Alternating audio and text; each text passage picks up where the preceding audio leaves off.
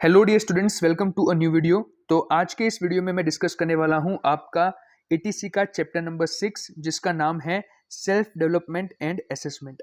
अब डेवलपमेंट का मतलब क्या होता है? डेवलपमेंट का मतलब होता है आपका विकास, यानी कि आपका विकास, और उसके साथ साथ असेसमेंट। असेसमेंट का मतलब होता है मूल्यांकन।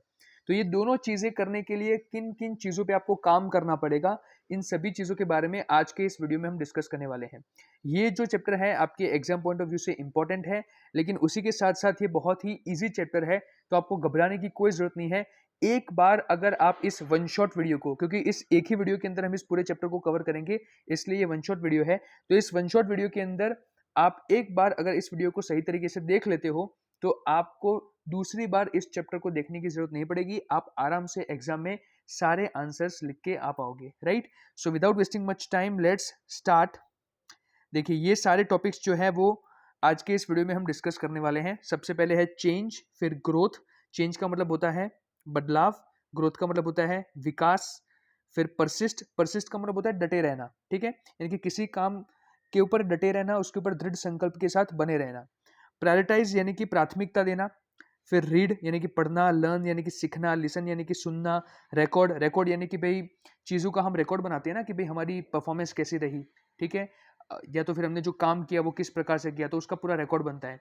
तो आगे हम इसको डिटेल में देखेंगे। फिर रिमेंबर यानी कि याद रखना, एसेस यानी कि मूल्यांकन करना, थिंक यानी कि सोचना, कम्युनिकेट यानी कि बातचीत करना, रिलेट यानी कि किसी चीज़ के साथ अपना खुद का संबंध जोड़ना, फिर ड्रीम यानी कि सपने देखना। तो ये जितने भी टॉपिक्स हैं, इन सभी टॉपिक्स के बारे में आज हम डिस्कस करने वाले हैं। मैं आपको काफी ही आसानी से ये सारी चीजें समझा दूंगा, इसलिए आपको इस वीडियो को ध्यान से देखना है। इसे ध्यान से सुनिए। एक बार इस वीडियो को देख लोगे, फिर आपको कोई दूसरी चीज को रिफर करने की जरूरत नहीं पड़ेगी। आपके सारे टॉपिक्स यहाँ पे क्लियर हो जाएंगे। मैं आपको एग्जाम्पल्स के साथ समझाऊंगा, जिसकी मदद से आप एग्जाम में एग्जाम्पल्स को लिख के जब आओगे तो आपको ज्यादा मार्क्स मिलने के चांसेस बढ़ जाते हैं, राइट? तो एग्जाम्पल्स को भी मैं आपको यहाँ पे बहुत अच्छे तरीके से समझा दूंगा। ओके, चलिए शुरू करते हैं। सबसे पहला टॉपिक है चेंज। तो चेंज में क्या आता है देखते हैं, चलिए। यहाँ पे एक कोट लिखा है, हर एक टॉपिक के पहले एक कोट लिखा है। यहाँ पर क्या है कोट, देखो। Change is hard in the beginning, messy in the middle and gorgeous at the end. ये कोट जो है वो रॉबिन शर्मा, एक ऑथर है, इनके द्वारा लिखा गया है। इनका कहना है क्या है कि भाई चेंज जो है वो हार्ड होता है बिगिनिंग में, यानी कि शुरुआत में जब आप अपने अंदर कोई बदलाव लाना चाहते हैं तो बहुत मुश्किल पड़ती है, राइट? फिर मेसी इन द मिडल, तो मिडल में जब आप पहुंचते हैं, यानी कि बदलाव का जब मिडल में आप आते हैं तो थोड़ी तकलीफें जो है और बढ़ जाती है, ठीक है? And gorgeous at the and, लेकिन जब बदलाव आ जाता है उसके बाद जो उसके रिजल्ट्स होते हैं वो काफी ही अच्छे होते हैं, ठीक है? ये जो कोट्स दे रखे हैं वो कोट्स अगर आप लिख के आते हैं एग्जाम में तो अच्छा है, लेकिन आपको याद रखने की उतनी ज्यादा जरूरत है नहीं। ऐसा कोई कंपलसरी नहीं होता है कि आपको कोट लिखना ही पड़ेगा। ये जो ऊपर ये जो विचार लिखा हुआ है, सुविचार लिखा हुआ है लाल शब्दों से, ये आपको लिखना ही है, ऐसा कोई कंपलसरी नहीं है, ठीक है?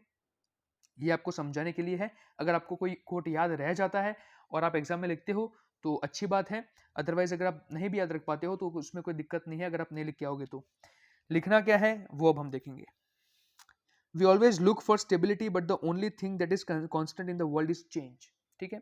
हम हमेशा स्टेबिलिटी के लिए भागते हैं कि भाई स्टेबल हो जाऊं, स्टेबल हो जाऊं, बट इस पूरे विश्व में सबसे ज्यादा कांस्टेंट चीज क्या है? कांस्टेंट चीज है चेंज। यानी कि जब तक आप बदलाव के साथ नहीं चलोगे, आप अपने जीवन को अच्छे तरीके से नहीं जी पाओगे। इसलिए जीवन को अच्छे से जीने के लिए चेंज बहुत ही ज्यादा इंपॉर्टेंट होता है।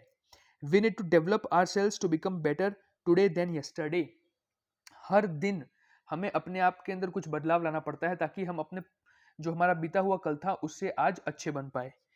For example, if a student is not able to study regularly, he scores less than his actual potential and then regrets in the end. Only if I could have studied regularly, here the student has to work continuously on changing his habits with prioritization, time management, assessment, etc. He has to introspect a lot and find out ways on how to go about it. तो यहाँ पे एक example दे रखा है कि जब कोई विद्यार्थी होता है वो रेगुलरली स्टडी नहीं करता है, तो उसने जितने मार्क्स सोच के रखे होते हैं एग्जाम में, उससे उसके मार्क्स कम आते हैं, राइट? तो यहाँ पर क्या है भाई, फिर उसको बाद में रिग्रेट होता है कि काश मैंने रेगुलरली पढ़ाई कर ली होती। तो यहाँ पर यही कहना चाह रहा है कि आपको आपके अंदर बदलाव लाना है। ये एक एग्जाम्पल दे रखा है उन्होंने कि जब आप आपके अंदर चेंज नहीं लाएंगे, जब आप इन सभी प्रिंसिपल्स को फॉलो नहीं करेंगे, ठीक है, अपनी आदतों को नहीं बदलेंगे, ये जो आपकी आदतें हैं उन्हें आप नहीं बदलेंगे, तब तक आप अच्छा परफॉर्मेंस नहीं कर पाएंगे। इसलिए चेंज बहुत ही ज्यादा इंपॉर्टेंट होता है। While ridding ourselves with bad habits, we must remember that it needs to be replaced with one good habit. ठीक है, तो आपकी जो बैड हैबिट्स हैं वो खत्म नहीं हो पाएगी, लेकिन आप उन्हें चेंज कर सकते हो। जब आप अच्छी आदतों को अपनाते हैं, जब आप अच्छी आदतों को अपनाते हैं, तो आपकी जो बुरी आदतें हैं वो अपने आप अच्छी आदतों से रिप्लेस हो जाती है, राइट? इसलिए कभी भी अपनी बुरी आदतों को खत्म करने पे फोकस ना कीजिए, हमेशा उसकी जगह कोई अच्छी आदत को पकड़ ले, तो बुरी आदतें अपने आप चली जाएगी। यही चीज यहाँ पे समझाना चाहता है वो। ओके, चलिए आगे बढ़ते हैं। It is said that if you contribute doing a task every day at the same time for 66 days in a row, then it becomes your habit and then you don't have to exert to do that task. और यहाँ पर देखो बदलाव का एक बहुत अच्छा example दिया है कि शुरुआत में आपको तकलीफें होंगी, लेकिन अगर आपने 66 डेज, इतने दिनों तक रो में जो आप आदत अपनाना चाहते हैं, अच्छी आदत अपनाना चाहते हैं, उस पर काम किया, तो उसके बाद वो आदत अपने आप आपके अंदर आ जाएगी। फिर आपको बार बार अपने आप पे प्रेशर नहीं डालना पड़ेगा, right? With the development of technology, change in the thinking of people, change in the overall environment, the companies must keep on updating their products, services, ways of dealing with customers and employees, policies and strategies. ठीक है, तो technology के अंदर जैसे जैसे development आ रहा है, तो उसके साथ साथ हमें अपने सोचने के तरीके में बदलाव लाना पड़ता है। ठीक है, हमारे आजू बाजू के एनवायरमेंट में बदलाव आता है। कंपनीज को जो है नए नए प्रोडक्ट्स को अपडेट करता रहना पड़ता है। पहले आज से अगर आप 10 साल पहले की बात करें तो इतने अच्छे अच्छे स्मार्टफोन नहीं थे, ठीक है, इतनी अच्छी अच्छी टेक्नोलॉजीज नहीं थी, लेकिन अब समय के साथ आपको आगे बढ़ना पड़ता है। आपने नोकिया का एग्जांपल सुना होगा। नोकिया ने जो था वो अपना फोन बटन वाला ही रखा था, उन्होंने अपना फोन अपडेट नहीं रखा था, तो नोकिया अभी मार्केट में से हट चुका है। अभी बहुत सारी ऐसे स्मार्टफोन वाली कंपनी आ गई है जिन्होंने नोकिया को रिप्लेस कर दिया है। लेकिन अगर आप अपने पापा से पूछोगे तो वो बताएंगे कि उस वक्त तो सिर्फ नोकिया ही चलता था, राइट? लेकिन देखो चेंज हो गया, चेंज के साथ अगर आप नहीं चलोगे, बदलाव के साथ अगर आप नहीं चलोगे, तो आप पीछे रह जाओगे। यही चीज यहाँ पे वो समझाना चाह रहे हैं। Change is also important for a society as a whole. When an individual brings about a change on oneself, everything around also changes. यानी कि सोसाइटी में, हमारे समाज में बदलाव लाने के लिए भी चेंज बहुत इंपॉर्टेंट है। जब कोई व्यक्ति अपने खुद के अंदर बदलाव लाता है, तो उसके आजू बाजू की जितनी भी चीजें हैं वो भी उसके लिए बदल जाती है। Rather than complaining, we must always strive to bring about that change ourselves. और हमें खुद बदलाव लाना चाहिए, औरों को कोसने की जगह कि भाई इसको ये चीज करनी चाहिए, इसको वो चीज करनी चाहिए, ये वाला बदलाव आना चाहिए समाज में, उसकी जगह वो सारे चेंजेस अपने खुद के अंदर लाओ, तो बाहर की चीजें अपने आप बदल जाएंगी। And so Mahatma Gandhi said, be the change you want to see in the world. और इसीलिए महात्मा गांधी ने कहा था कि be the change you want to see in the world, यानी कि जो बदलाव आप दुनिया में देखना चाहते हैं वो बदलाव आप खुद ही बन जाओ, वो बदलाव आप खुद ही में ला दो। ठीक है, तो ये हो गया हमारा चेंज का। अब यहाँ पर लिखे हुए हैं 6 steps to bring about a change, यानी कि एक बदलाव लाने के लिए अपने अंदर ऐसे 6 स्टेप्स है जो आपको फॉलो करने हैं। सबसे पहला स्टेप है identify one thing that you need to change. पहले तो वो चीज आइडेंटिफाई करो जो आप बदलना चाहते हैं अपने अंदर। जैसे कि आप रोज एक्सरसाइज नहीं करते हैं, ठीक है, तो आपने ये सोचा कि चलो ये चेंज मुझे लाना है कि मैं रोज सुबह 6 बजे उठूंगा और एक्सरसाइज करूंगा। तो पहले तो आइडेंटिफाई करो कि आप कौन सा चेंज लाना चाहते हैं। फिर accept that you really need to change this one thing. फिर आपको ये एक्सेप्ट भी करना पड़ेगा कि मुझे सही में एक्सरसाइज करनी है, मैं सही में ये बदलाव लाना चाहता हूँ। ऐसा नहीं कि भाई करने के लिए कर रहा हूँ, मुझे हेल्दी बनना है इसलिए मैं एक्सरसाइज करना चाहता हूँ, इसलिए मैं एक्सेप्ट कर रहा हूँ कि मुझे ये चेंज सही में चाहिए। उसके बाद determine that you will do something to change. फिर तय कीजिए कि भाई मैं इस चेंज को लाने के लिए कुछ करूंगा, मैं उठूंगा और एक्सरसाइज करूंगा। Identify the action points to bring about the change. Healthy बनने के लिए, एक्सरसाइज करने के लिए जो जो भी एक्सरसाइज होती हैं वो सारी मैं तय करूंगा कि ये सारे एक्शन पॉइंट्स मैं लूंगा। फिर टेक एक्शन, यानी कि फिर अब उठो और एक्सरसाइज करो। परसिस्ट टिल यू सक्सीड, और जब तक आपको सफलता ना मिल जाए, यानी कि अगर आपका वजन ज्यादा है, आप वजन कम करना चाहते हैं, तो जब तक आपको सक्सेस ना मिल जाए, आप जब तक अपना वजन कम कर ना ले, तब तक कड़ी मेहनत आपको करती रहनी है। ठीक है, तो परसिस्ट यानी कि डटे रहना है जब तक आप सक्सेसफुल ना हो जाए। तो ये मैंने आपको एक एग्जांपल दिया, आप चाहे तो एग्जांपल जो है वो अपनी एग्जाम में भी लिख के आ सकते हैं।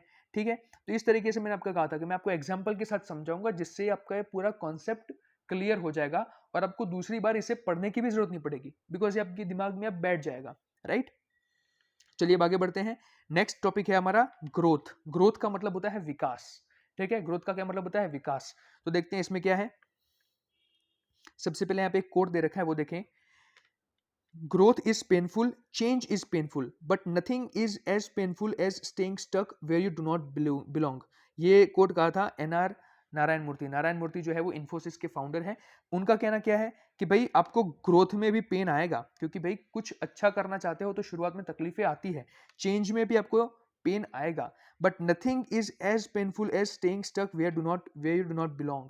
यानी कि अभी आप जो स्थिति में हैं, जहां पे आप नहीं रहना चाहते हैं, उससे ज्यादा पेन आपको कोई चीज नहीं देगी, राइट। आप सक्सेसफुल बनना चाहते हैं, आप अपने करियर में आगे बढ़ना चाहते हैं, आप चाहते हैं कि आप हेल्दी हो, आपकी बॉडी अच्छी बने, तो उसके लिए आपको मेहनत करनी पड़ेगी। अगर आप कुछ नहीं करेंगे और अभी आप जैसे हैं वैसे ही रहेंगे, तो इससे ज्यादा दर्दनाक कोई चीज हो नहीं सकती है, right. When we change, we grow as human beings. जब हम बदलाव लाते हैं, हमारा विकास होता है, हमारा विकास होता है।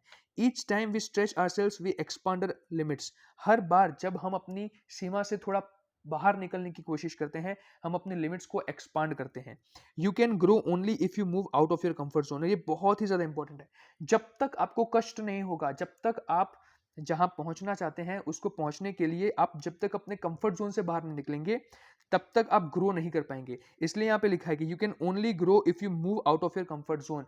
जब तक आप अपने कंफर्ट जोन से बाहर नहीं निकलेंगे, तब तक आप ग्रो नहीं हो पाएंगे, ठीक है। आपको आपके कंफर्ट जोन से बाहर निकलना ही पड़ेगा। For examples, when you start going to a gym, on first few days your body will ache, then slowly and gradually your body becomes used to this exertion and it does not pain at all. But again, if you add the number of exercises, then again it will start paining. यानी कि जैसे कि आप gym में जा रहे हैं, gym में जाने के कुछ दिन, मतलब पहले के कुछ दिन जब आप एक्सरसाइज करते हैं तो आपकी जो बॉडी है उसमें दर्द होगा, फिर धीरे धीरे आपकी बॉडी को वो आदत पड़ जाती है, फिर उन एक्सरसाइज को करने में आपको दर्द नहीं होता। फिर जब आप नई एक्सरसाइजेस उसमें ऐड करते हैं तो आपको फिर से पेन होने लगेगा, लेकिन फिर से आपकी बॉडी जो है उसमें यूज्ड टू हो जाएगी। तो इसी तरह से आपकी ग्रोथ काम करती है। शुरुआत में आपको तकलीफ मिलेगी जब आप चेंज लाना चाहते हैं तो, लेकिन धीरे धीरे समय के साथ फिर वो चीज आपके अंदर बैठ जाएगी और फिर आपको उस चीज में कष्ट नहीं होगा। This way, every time crossing the boundary of our comfort zone, we can keep on growing in all aspects of lives. और यही ये फंडामेंटल प्रिंसिपल लगता है, ठीक है। जब आप हर बार अपने कंफर्ट जोन से थोड़ा बाहर निकलते हैं तो आप ग्रो होते चले जाते हैं। Hence, always try to do a little more than what you had thought to. और इसीलिए कहा जाता है कि हमेशा जितना आपने सोचा है उससे थोड़ा ज्यादा करने का प्रयत्न कीजिए, जिससे आपका विकास हो सके, राइट। ओके, चलिए आगे बढ़ते हैं। नेक्स्ट टॉपिक है परसिस्ट। परसिस्ट का मतलब होता है दृढ़ बने रहना, यानी कि डटे रहना। जब तक वो काम ना हो जाए तब तक कंसिस्टेंटली आपको उसके पीछे लगे रहना है। इसको बोलते हैं परसिस्ट। परसिस्टेंस का मतलब होता है दृढ़ संकल्प। ओके, चलिए आगे बढ़ते हैं। इसमें क्या है, एक कोट लिखा है, it always seems impossible until it's done. Nelson Mandela ने एक कोट कहा है कि जब तक कोई काम हो नहीं जाता तब तक वो इम्पॉसिबल ही लगता है, ठीक है। Persistence is the key to bring about a change and growth in ourselves and our surroundings. जब तक आपके अंदर persistence नहीं होगा, आप दृढ़ नहीं होंगे किसी चीज को लेकर, ठीक है, तब तक कोई चेंज नहीं आ सकता है। तो इसीलिए यहाँ पे लिखा है कि persistence is the key to bring about a change and growth in ourselves and our surroundings. हमारे अंदर और हमारे आजू बाजू का जो वातावरण है उसमें जब हमें बदलाव लाना है तो हमें persistence बनना ही पड़ेगा। It is persistence alone which will make you successful to bring about a positive change in your life. The road upwards is always difficult and there will come a time when you would want to give up. और ऐसे भी समय आएंगे जब आपको give up करने का मन करेगा, लेकिन अगर गिव अप करने का मन करे फिर भी आप गिव अप ना करें, इसी को बोलते हैं परसिस्टेंस, ठीक है। तो आप में परसिस्टेंस होना चाहिए, मेहनत करने की आपके अंदर जिज्ञासा होनी चाहिए। Take an example of a student who has decided to study for 2 hours continuously. अब एक एग्जाम्पल दिया है जिसमें एक स्टूडेंट है जो डिसाइड करता है टू स्टडी 2 आवर्स कंटिन्यूअसली, कि मैं रोज 2 घंटे पढ़ूंगा। After half an hour he will start feeling a little bored and will start looking for distractions. और इसकी तकलीफ क्या है भैया, इसकी तकलीफ ऐसी है कि आधे घंटे के बाद वो डिस्ट्रैक्ट होने लग जाता है, ठीक है, और उसको क्या होता है, बोर फील होने लग जाता है और वो डिस्ट्रैक्शंस के लिए आजू बाजू देखने लगता है। If at that time his friend comes with an idea of playing, he will quickly get up and go without completing what he had decided. और ऐसे वक्त पे, यानी कि आधे घंटे के बाद अगर उसका दोस्त आ जाता है और उससे पूछता है कि चल भाई खेलने चले, तो फिर वो मना नहीं कर पाएगा। क्यों? क्योंकि वो पहले से ही मेंटली कमजोर है। उसने 2 घंटे का डिसाइड किया था लेकिन वो 2 घंटे नहीं पढ़ पा रहा है, आधे घंटे में वो बोर हो जा रहा है, और ऐसे में अगर कोई दोस्त आता है और कहता है चलो भाई बाहर जाके खेलते हैं, तो वो चला जाएगा, right. Okay, so persistence is refusing to give up on the face of difficulties and keep on moving forward till the time reach your goal. यानी कि यहाँ पर क्या बोला जा रहा है, लेकिन परसिस्टेंस, जिस व्यक्ति का परसिस्टेंस बहुत हाई होगा वो क्या करेगा, रिफ्यूज कर देगा। यानी कि ऐसे कुछ समय समय आएंगे तो वो रिफ्यूज करेगा, नहीं भाई मैंने तय किया है कि मैं 2 घंटे तक पढ़ूंगा तो मैं पढ़ूंगा ही पढ़ूंगा। तो वो यहाँ पे आपका परसिस्टेंस दिखाता है। तो आपको पता चल गया परसिस्टेंस क्या है। Very good. अब आगे बढ़ते हैं। नेक्स्ट हमारा टॉपिक है प्रायोरिटाइज, यानी कि चीजों को प्राथमिकता देना। प्रायोरिटाइज का सिंपल मीनिंग ये है कि एक स्केड्यूल बनाना। ठीक है, आप सुबह उठते हैं, आपने तय किया कि भाई 1 घंटा मैं फ्रेश होने में लगाऊंगा, एक्सरसाइज करूंगा, उसके बाद मैं अपना ब्रेकफास्ट करूंगा। तो आप एक टाइम टेबल बनाते हो, तय करते हो निर्धारित समय के अंदर कि मैं कौन कौन से काम करूंगा। तो इसको बोलते हैं प्रायोरिटी देना, कामों को प्रायोरिटी देना, कि मैं कौन सा काम करूंगा अपने पूरे दिन के अंदर, मैं किस प्रकार से अपना टाइम टेबल रखूंगा, मुझे किस चीज को अपना समय देना है। तो ये सारी चीजें जो है वो प्रायोरिटाइज में आ जाती है। ठीक है, चलिए शुरू करते हैं इस टॉपिक को डिटेल में देखना।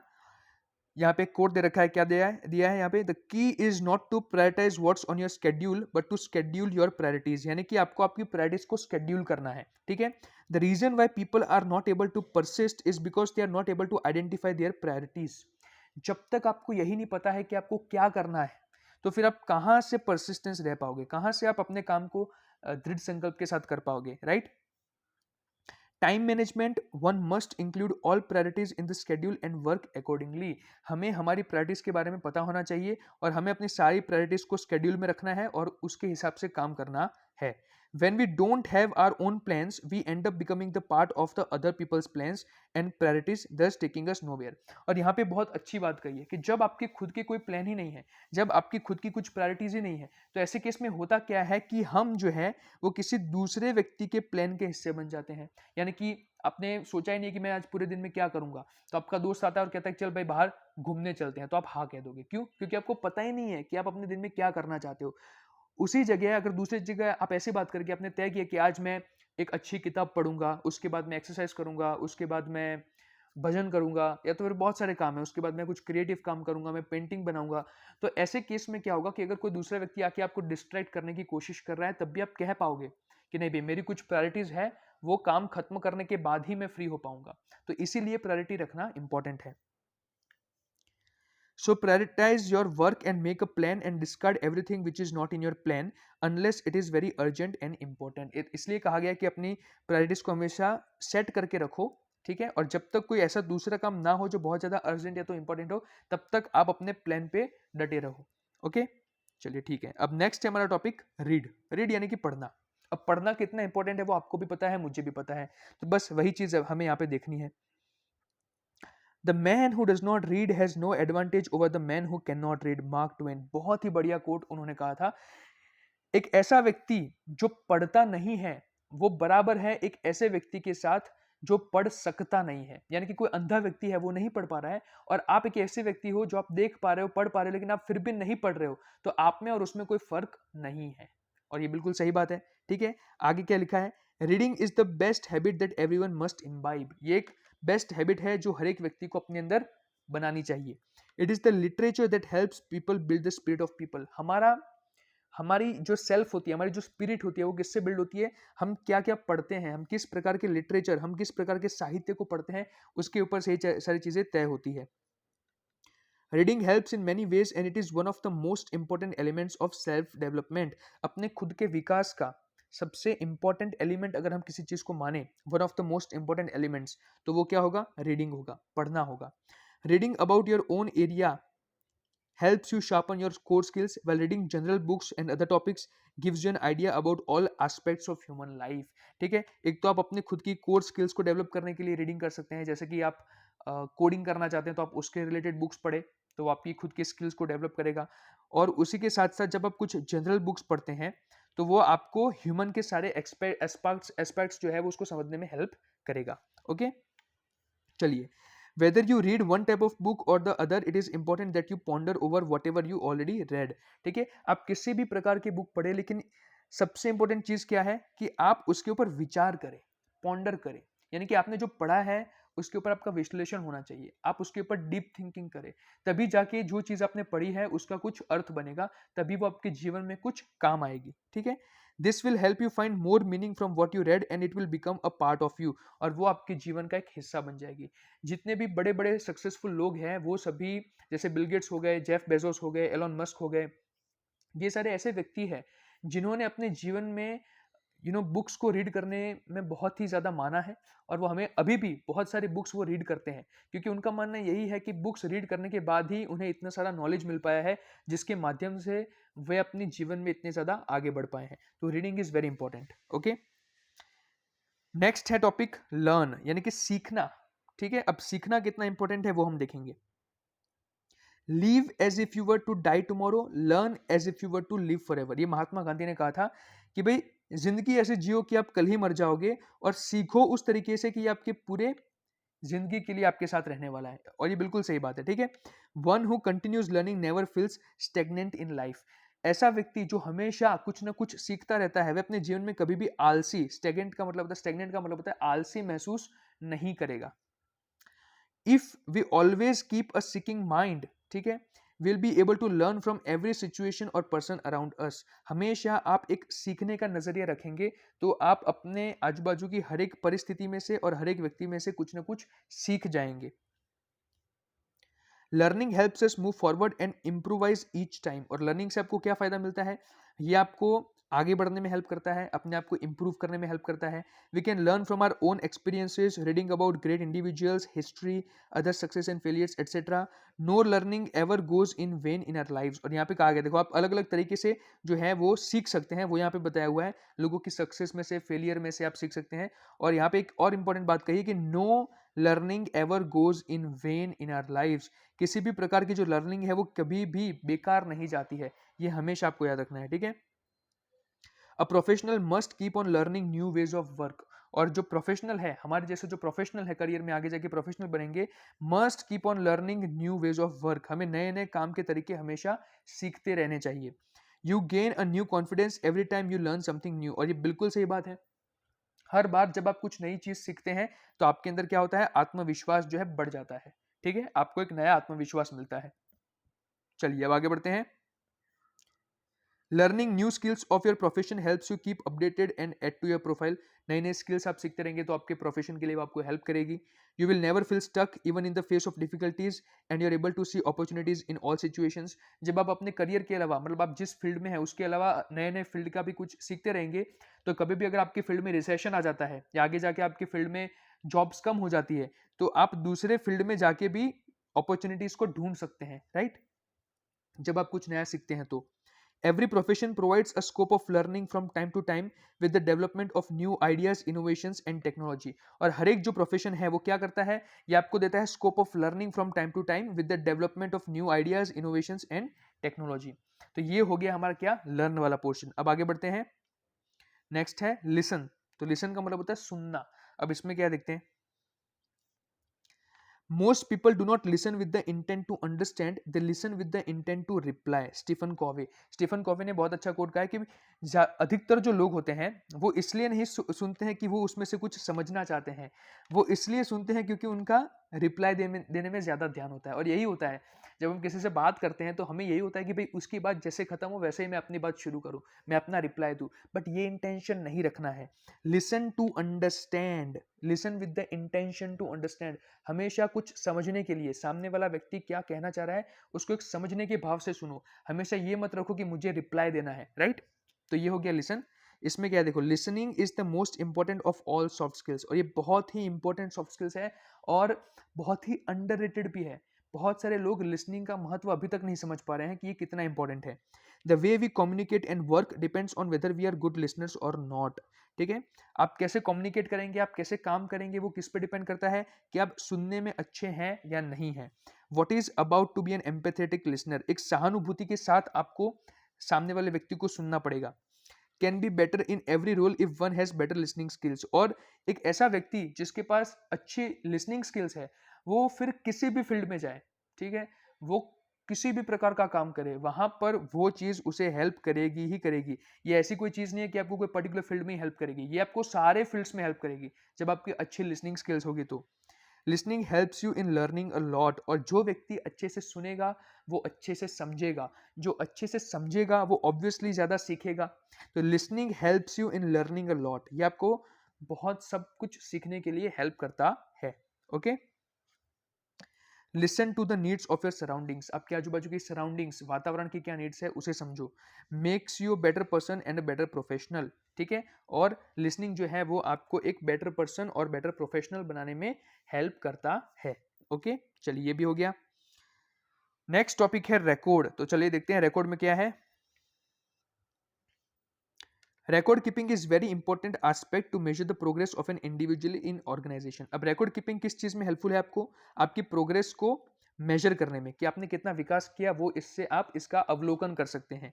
यूजफुल फॉर परफॉर्मेंस अप्रेजल, यही चीज लिखिए कि आपका जो परफॉर्मेंस है उसका आप अप्रेजल यानी कि उसका मूल्यांकन कर सकते हैं।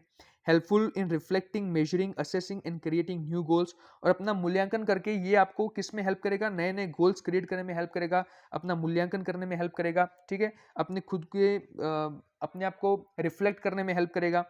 तो इसमें आगे क्या है देखो, record keeping helps like trekking your expenses and budget. ये उसके एग्जांपल्स हैं कि आप अपने एक्सपेंसेस और बजट को ट्रैक कर सकते हैं कि आपने कितना खर्चा किया, आपका बजट कैसे चल रहा है। ट्रैकिंग योर प्रोफेशनल प्रोग्रेस, आपकी प्रोफेशनल प्रोग्रेस कैसी है, पिछले साल मैंने किस प्रकार से काम किया था, इस साल मैं कैसे काम कर रहा हूँ, पिछले महीने मेरा कैसा परफॉर्मेंस था, इस महीने मेरा कैसा परफॉर्मेंस है, मैं अपना काम सही से कर रहा हूँ या नहीं कर रहा हूँ, ठीक है। Assessing your self in terms of self development, मेरा सेल्फ डेवलपमेंट हो रहा है या नहीं हो रहा है, मैंने पहले कितनी स्किल्स सीखी थी, अब मैं कितनी स्किल्स सीख रहा हूँ, मैं पहले एक्सरसाइज नहीं करता था अब मैं एक्सरसाइज कर रहा हूँ, मैं पहले मंदिर नहीं जाता हूँ अब मैं मंदिर जा रहा हूँ। तो ये क्या आपका सेल्फ डेवलपमेंट हो गया। Remembering from what you learned, और ये आपको ये भी चीज़ समझने में मदद करेगा कि आपने जो जो चीज़ें सीखी थी उसको रिमेंबर करने में आपको हेल्प करेगा। तो ये अल्टीमेटली रिकॉर्ड के अलग अलग क्या है बेनिफिट्स है, आप ये कह सकते हैं। इन सब चीज़ों में आपको वो हेल्प करेगा। Next, need to maintain records regularly, और ये इंपॉर्टेंट है कि आप जो रिकॉर्ड्स है हमेशा रेगुलरली रखें, तभी आप अपने आप का मूल्यांकन कर पाएंगे। ओके, नेक्स्ट टॉपिक है रिमेंबर यानी कि याद रखना। चलिए देखते हैं इसमें क्या है। Remember word can be seen from a deeper perspective. अब ये यहाँ पर याद रखने का आप सिंपल मतलब ये मत समझ लेना कि बस याद रख लिया, नहीं, इसका एक डीपर पर्सपेक्टिव है, इसका एक डीपर पहलू है। मीन्स टू स्टे कमिटेड, ये कमिटेड रहने के लिए बहुत इंपॉर्टेंट है। कैसे? यहाँ पे देखो क्या लिखा है, person walks one step ahead every day towards his goal only if he remembers it all the time. आप अपने गोल की तरफ एक कदम रोज यानी कि एक कदम आगे बढ़ते रहेंगे। कब बढ़ते रहेंगे? जब आपको आपके गोल के बारे में पता होगा, जब आप उसे रोज याद करते होंगे, हमेशा आपके दिमाग में उसके बारे में विचार रहते होंगे। इसलिए कहा जा रहा है कि remember what you want to achieve, याद रखना कि आप क्या अचीव करना चाहते हैं, आपका गोल क्या है, उसे हमेशा अपने जहन में रखना। ये चीज यहाँ पे कहना चाह रहा है रिमेंबर, ठीक है। If you have set priorities well you will not forget them, इसलिए आपकी प्रायोरिटीज को हमेशा अच्छे से सेट करो। A person who remembers is always needed by others, और ये ऐसा व्यक्ति जो रिमेंबर यानी कि याद रखता है वो हमेशा और दूसरे जो व्यक्ति होते हैं हमेशा उसकी नीड में होते हैं। सो रिमेंबर टू रिमेंबर, इसलिए याद रखना, याद रखिए, ठीक है। तो ये काफी अच्छी चीज है। अब नेक्स्ट हमारा टॉपिक है एसएस। देखते हैं चलिए एसएस में क्या है। एसएस का मतलब होता है मूल्यांकन करना, ये तो आपको पता चल गया। Assessment is very important to see the progress, आपका विकास हो रहा है या नहीं हो रहा है ये देखने के लिए आपको असेसमेंट करना बहुत ही ज्यादा इंपॉर्टेंट है। Provides insights on whether whatever we are doing is correct in the right direction and intensity. ये आपको क्या समझने में हेल्प करता है कि जो कोई भी काम आप कर रहे हैं वो आप राइट डायरेक्शन में यानी कि सही तरीके से कर रहे हैं या नहीं कर रहे हैं, सही तीव्रता से यानी कि सही इंटेंसिटी से कर रहे हैं या नहीं कर रहे हैं। तो ये सारी चीजें समझने में जो असेसमेंट है वो आपकी हेल्प करता है।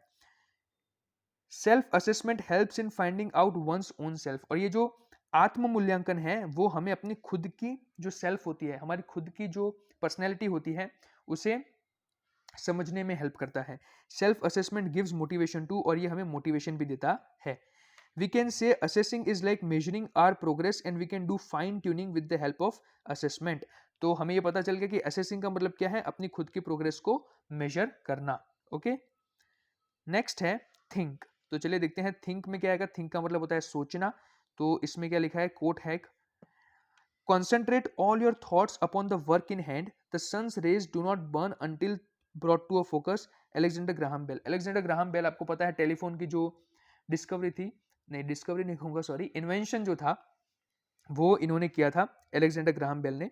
और इनका क्या कहना है देखो, concentrate all your thoughts upon the work in hand, यानी कि जो कोई भी आपको काम दिया गया है उसके ऊपर पूरा कॉन्सेंट्रेट करो, उसके ऊपर पूरा फोकस रखो, अपने सारे विचार उसके ऊपर रखो।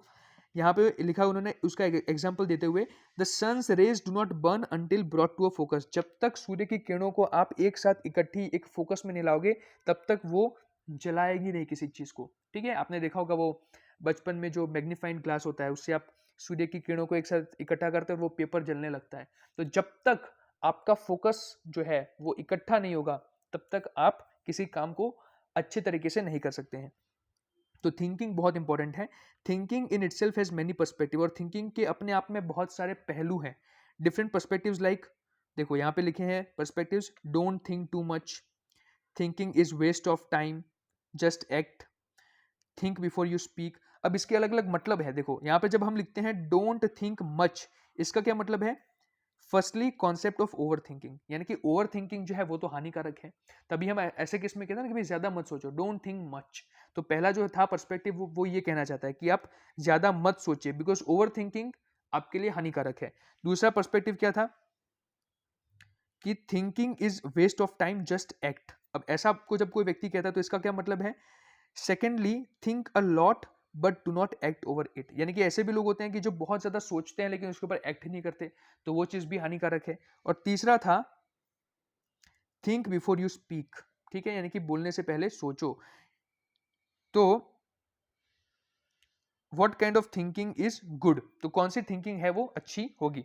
ठीक है, तो analyse the situation and give objective reply, यानी कि आपको करना क्या है कि हमेशा सिचुएशन को एनालाइज अच्छे से करो और उसके बाद ऑब्जेक्टिव रिप्लाई आपको देना होता है। ज्यादा आपको ओवर थिंक नहीं करना है, ठीक है, और ऐसा भी नहीं करना है कि भाई आप बिल्कुल भी ना सोचे और एक्ट कर दे। हमेशा सही मात्रा में सोचना चाहिए हमें, ठीक है। तो ये चीज यहाँ पे कहना चाह रहा है वो। रिस्पॉन्ड रेदर देन रिएक्ट, हमें रिएक्ट नहीं करना है। जो व्यक्ति रिएक्ट करता है वो सोचता नहीं है, ठीक है, जो व्यक्ति रिएक्ट कर देता है वो सोचता नहीं है। रिस्पॉन्ड करने वाला व्यक्ति जो होता है वो अच्छे से सोच के जवाब देता है। It is important to keep our thoughts focused on our goal and that is what will make us successful. और ये इंपॉर्टेंट है कि हमारे जितने भी थॉट्स है वो हमारे गोल के ऊपर फोकस्ड होने चाहिए, और यही चीज हमें सक्सेसफुल बनाएगी, राइट। तो ये भी हो गया हमारा। अब आगे बढ़ते हैं। Think is the starting point of any action, किसी भी प्रकार की एक्शन का स्टार्टिंग पॉइंट हमेशा थिंक होता है, इसलिए आपको सोचना तो पड़ता है। इन्वॉल्व्स अ क्रिटिकल एनालिसिस, इसमें क्या आएगा? क्रिटिकल एनालिसिस आएगा। Provide objective and implementable solutions, और हमेशा जब आप सोच के कोई स्टेप लेते हैं तो उसमें आपको ऑब्जेक्टिव एंड इंप्लीमेंटेबल सॉल्यूशंस मिलते हैं, यानी कि ऐसे सॉल्यूशंस मिलते हैं जो प्रैक्टिकल होते हैं। ओके, तो ये हो गया थिंक। नेक्स्ट है कम्युनिकेट, कम्युनिकेट करना यानी कि बातचीत करना। तो इसके ऊपर तो हमने पूरे पहले चैप्टर में डिस्कशन कर रखी है इन डिटेल, राइट। सो यहाँ पे ये लिखा है, देखो, discussed previously in chapter 1, nothing can be accomplished without communication. इस दुनिया में कुछ भी अकम्प्लिश नहीं हो सकता है जब तक आप ना जानते हो कि किस तरीके से कम्युनिकेट किया जाए। Mastering communication skills is a matter of practice, और जो कम्युनिकेशन स्किल्स है वो आप कैसे डेवलप कर पाओगे? बहुत सारे स्टूडेंट्स पूछते हैं, तो यहाँ पर एक ही जवाब है, प्रैक्टिस से। One can receive a lot of new information, ठीक है। It helps in two ways, to sharpen your communication skills, to enhance your knowledge. तो जब आप इंफॉर्मेशन लेते हैं तो आपको क्या हेल्प होती है? आपकी कम्युनिकेशन स्किल्स डेवलप होती है, आपका नॉलेज जो है वो बढ़ता है। How you communicate with your self is also important, आप अपने खुद के साथ कैसे बातचीत करते हैं वो भी बहुत ज्यादा इंपॉर्टेंट है। Self talk is very very important. Some people suffer from low self confidence because of wrong self talk, और जब हम अपने साथ नेगेटिव नेगेटिव बातें करते हैं कि भाई तू ये नहीं कर सकता है, मैं ये चीज़ नहीं कर पाऊंगा, मेरे से नहीं हो पाएगा, मैं स्टेज पे जाके नहीं बोल पाऊंगा, मैं अच्छे से बातचीत नहीं कर पाऊंगा, तो वो हमें क्या करेगा? नेगेटिव कर देगा, हमारा जो सेल्फ कॉन्फिडेंस है वो गिरा देगा, वो चीज़ हमारा सेल्फ कॉन्फिडेंस जो है कि गिरा देगी। तो हमें कभी भी अपने साथ नेगेटिव सेल्फ टॉक नहीं करनी चाहिए। ओके, नेक्स्ट टॉपिक है रिलेट। तो देखते हैं कि भाई रिलेट में क्या है। when you cannot able to relate, not remain for longer time in your mind, जब आप किसी चीज को रिलेट नहीं कर पाते हो, किसी चीज के साथ अपना संबंध नहीं जोड़ पाते हो, तो वो चीज आपके दिमाग में लंबे समय तक नहीं रहती है। जब कहते हैं ना कि भाई ये चीज के साथ तो मैं रिलेट कर पा रहा हूँ, तो ये तो मेरे दिमाग में बहुत लंबे टाइम तक रहेगी। तो इसीलिए कहा जाता है कि रिलेट जब आप किसी चीज के साथ कर लेते हो तो वो चीज आपको लंबे समय तक याद रहती है, आपके दिमाग में लंबे समय तक उसकी असर रहती है। So whatever you read, learn, listen, experience must be related to yourself to remember. तो अगर आप उस चीज़ को याद रखना चाहते हैं तो हमेशा जो भी आप पढ़ते हो, जो भी आप सीखते हो, जो भी आप सुनते हो, जो भी आप अनुभव करते हो, वो सारी चीज़ें आपके साथ रिलेट होनी चाहिए। It helps in developing new ideas, और हमेशा ये आपको नए नए आइडियाज को डेवलप करने में हेल्प करता है। It helps in critical thinking also, ये क्रिटिकल थिंकिंग में भी हेल्प करेगा। When we relate, we look at the complete aspect and it helps us coexist with our environment rather than living in isolation। और जब आप relate करना शुरू करते हैं तो आपके आजू बाजू का जो वातावरण है उसके साथ आपको कोएग्जिस्ट यानी कि उसके साथ आप एक तालमेल के साथ चलने लगते हो, ठीक है। आइसोलेशन यानी कि आपको अकेलापन महसूस नहीं होता है, क्योंकि आप आपके आजू बाजू के एनवायरमेंट में जो चीजें हैं उनसे रिलेट कर पा रहे हो। ओके, नेक्स्ट टॉपिक है हमारा ड्रीम। तो ड्रीम तो आपको पता ही है, सपने देखना कितना इंपॉर्टेंट होता है, तो वही चीज हम देखने वाले हैं अब। If you can dream it you can do it, Walt Disney. उन्होंने क्या किया कि अगर आप इसके बारे में सपना देख सकते हो तो आप इसे कर भी सकते हो। और यहां पर मुझे अब्दुल कलाम की कही हुई वो बात याद आती है जहां पर वो कहते हैं कि सपने वो चीज नहीं है जो आपको सोते वक्त आते हैं, सपने वो चीज है जो आपको सोने नहीं देते हैं, राइट। तो आपको हमेशा बड़े सपने रखने हैं, ड्रीम करना है आपको, और उस ड्रीम को साकार करने के लिए आपको मेहनत करनी है। ऊपर जितने भी पॉइंट्स मैंने आपको बताए वो सारे व्यर्थ है अगर आपके जीवन में आपका कोई ड्रीम नहीं है। Okay, your lives are built when you learn to build your dreams. हमेशा सपने देखिए, क्योंकि जब आप सपने देखते हैं तो वही आपके जीवन को बनाने में हेल्प करते हैं। Acts as a guiding path towards the destination, आपकी डेस्टिनेशन के लिए यानी कि जहां पर आप पहुंचना चाहते हैं वहां तक पहुंचने का एक रास्ता है ये। Process to make dream true, ठीक है। Every human being has unique talents and they can do wonders with those talents.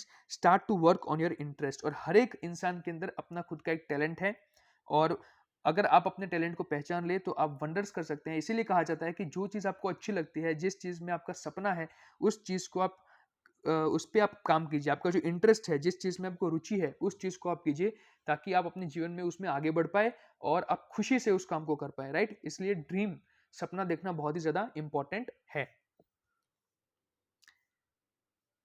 आगे क्या है देखिए, यहाँ पे लिखा है there will be something for which you will start feeling proud of and before you realise it, before you realise it becomes your dream. यानी कि आपको आपका इंटरेस्ट ढूंढने का प्रयत्न करना है, और जैसे ही वो आपको काम मिल जाएगा आप उसको करना शुरू कर देंगे, आपको उसमें प्राउड फील करना आपको शुरू हो जाएगा, और धीरे धीरे वो आपका ड्रीम अपने आप बन जाएगा, right. To have a dream और a goal in life is very important, otherwise you will never know where to go. और आपके जीवन में आपका ड्रीम या तो आपका गोल होना बहुत ही इंपॉर्टेंट है, क्योंकि जब तक आपका कोई ड्रीम नहीं होगा, जब तक आपका कोई गोल नहीं होगा, तब तक आपको कभी नहीं पता चल सकता कि आपको कहाँ अपने जीवन में आगे बढ़ना है, ठीक है। तो यहाँ पर ये जो चैप्टर है आपका फिनिश हो जाता है, जहां पर हमने सारे वो पॉइंट्स के बारे में डिस्कशन कर ली जो आपके सेल्फ डेवलपमेंट और सेल्फ असेसमेंट के लिए इंपॉर्टेंट है। और मैं आशा रखता हूं कि ये वीडियो आपके लिए हेल्पफुल रहा होगा। इसी के साथ आज का ये वीडियो हम एंड करते हैं। Thank you so much, bye bye.